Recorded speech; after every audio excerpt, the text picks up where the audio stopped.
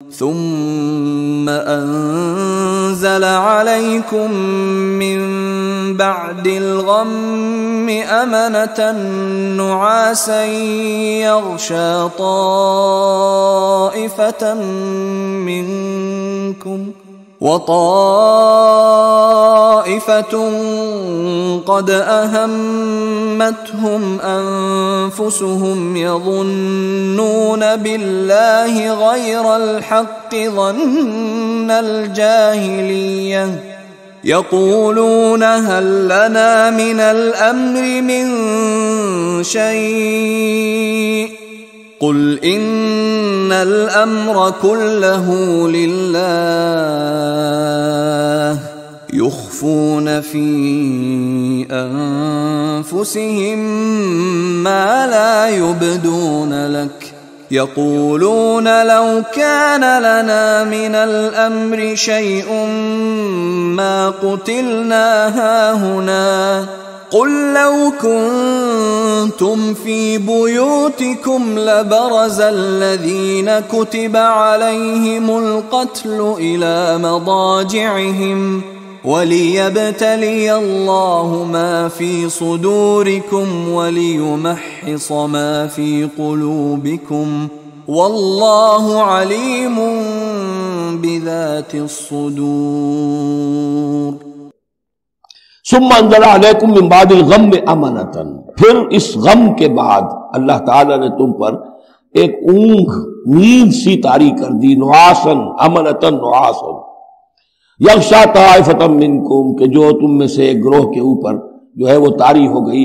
اور یہ نیند جو آتی ہے یہ اطمینان قلب کا مظہر ہوتی ہے، جیسے اب سب کچھ انسان نے بھلا دیا اور یہ کہ اس کی کیفیت جو ہے ہو گئی ہے تو یہ اللہ کی رحمت کے طور پر ہوا.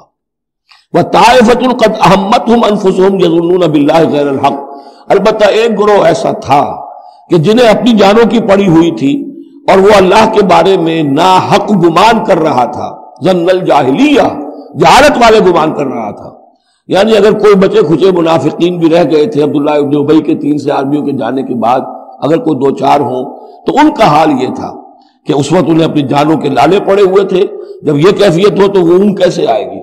تو ان کا تو حال یہ تھا کہ ان کے دل میں وسوسے آ رہے تھے کہ اللہ نے تو مدد کا وعدہ کیا تھا، وہ مدد تو پھر جھوٹی ہو گئی، بات تو اللہ کا جو ہے اللہ کی بات سچی ثابت نہیں ہوئی. ظن جاہلیت ان کے دماغوں میں پیدا ہو رہا تھا. وَطَائِفَةٌ قَدْ أَهَمَّتْهُمْ أَنفُسُهُمْ، انہیں اپنی جانوں کے لالے پڑ گئے. يَظُنُّونَ بِاللَّهِ غَيْرَ الْحَقِّ ظَنَّ الْجَاهِلِيَّةِ، وہ اللہ کے بارے میں گمان کر رہے تھے ناحق، کہ جاہلیت کا ظن تھا. يَقُولُونَ هَلْ لَنَا مِنَ الْأَمْرِ مِنْ شَيْءٍ، اور وہ کہہ رہے تھے کہ ہمارے لیے بھی کوئی اختیار میں حصہ ہے یا نہیں. ہو سکتا ہے یہ وہ لوگ ہوں جنہوں نے اس وقت بھی مشورہ دیا تھا، جیسے حضور کی رائے تھی کہ مدینے کے اندر ہی محصور رہ کر جنگ کی جائے. ہماری بات نہیں مانی گئی تو ہمارا بھی کوئی اختیار ہے کہ نہیں، ساری بات محمد کی چلے گی صلی اللہ علیہ وسلم. یہ بھی جماعتی زندگی میں ہوتا ہے، انسان جو ہے پسند نہیں کرتا. ہر شخص چاہتا ہے میری بات بھی ہو، میری بات کو بھی مانا جائے، میری رائے جو ہے وہ بھی چلے. آخر ہم سب اپنے امیر کی رائے ہی مانتے رہے، کیسے ہوگا؟ تو حل لنا من الامر من شیء، وہ ہمارے بھی اختیار میں کچھ ہے یا نہیں، ہمارا بھی کوئی اختیار ہے کہ نہیں. قل، کہہ دیجئے ان الامر کلہ للہ، امر اور اختیار تو کل کا کل اللہ کے لیے ہے. یخفون فی انفسہم ما لم یبدون لک، اے نبی یہ اپنے دل میں وہ بات چھپا رہے ہیں ما لا یبدون لک، جو آپ پر ظاہر نہیں کر رہے. ان کے دل میں کیا ہے اب اللہ کھول کر بتا رہا ہے. یقولون لو کان لنا من الامر شیء، یہ کہہ رہے ہیں کہ اگر ہمارا اختیار چلتا، ہماری رائے مانی جاتی، ہمارے مشورے پر عمل ہوتا، ما قتلنا ہا ہونا، تو ہم یہاں قتل نہ ہوتے، یعنی ہمارے اتنے لوگ یہاں پر شہید نہ ہوتے.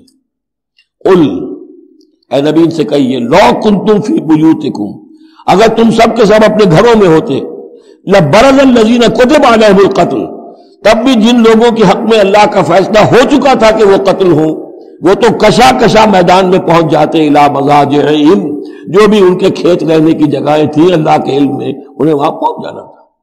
یہ تو اللہ تعالیٰ کے فیصلے ہوتے ہیں، تمہاری تدبیر سے اس کا کوئی تعلق نہیں. جن کے لیے یہ طے تھا اللہ کے علم میں، اللہ کی مشیت میں کہ انہیں یہ جو خلعت فاخرہ ہے، شہادت کی پہنانی ہے، وہ آتے خود بخود پہنچ جاتے، گھروں سے نکل کر آتے کشا کشا. وَلِيَبْتَلِيَ اللَّهُ مَا فِي صُدُورِكُمْ، اور یہ تو اللہ تعالیٰ اصل میں جھان پھٹک کر رہا ہے جو تمہارے دلوں میں ہے، اس کی ابتلا کر رہا ہے، آزما رہا ہے۔ وَلِيُمَحِّصَ مَا فِي قُلُوبِكُمْ، اور تاکہ وہ بالکل پاک اور خالص کر دے جو کچھ تمہارے دلوں میں ہے۔ وَاللَّهُ عَلِيمٌ بِذَاتِ الصُّدُورِ، اور اللہ تعالیٰ سینوں کے اندر کی مخفی باتوں کو بھی جانتا ہے۔